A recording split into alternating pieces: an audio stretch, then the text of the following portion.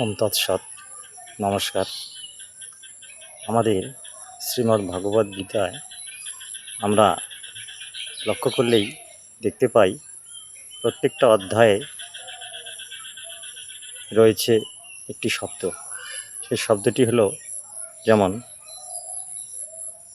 সাংখ্যযোগ, জ্ঞানযোগ,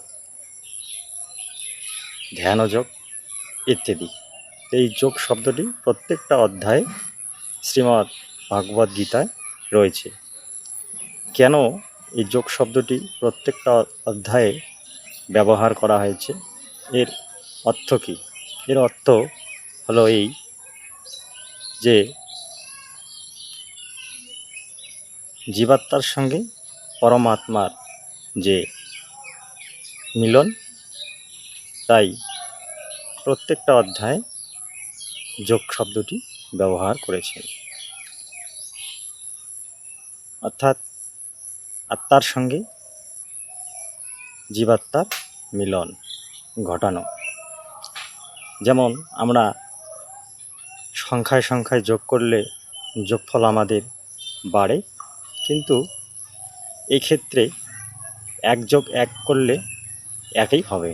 অর্থাৎ জীবাত্মার অস্তিত্ব হারিয়ে পরমাত্মার সেইকে অস্তিত্বের সঙ্গে মিশে যাওয়াটাই হলো মিলন বা যোগ।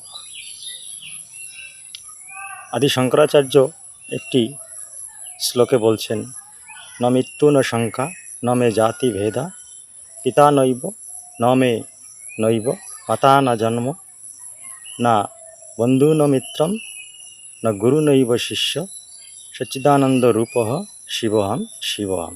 অর্থাৎ আমি হলাম সেই চৈতন্য স্বরূপ আত্মা। এই আত্মার সঙ্গে পরমাত্মার মিলনেই হলো যোগ বা মিলন ঘটানো। জয় শ্রীকৃষ্ণ। রাধে রাধে।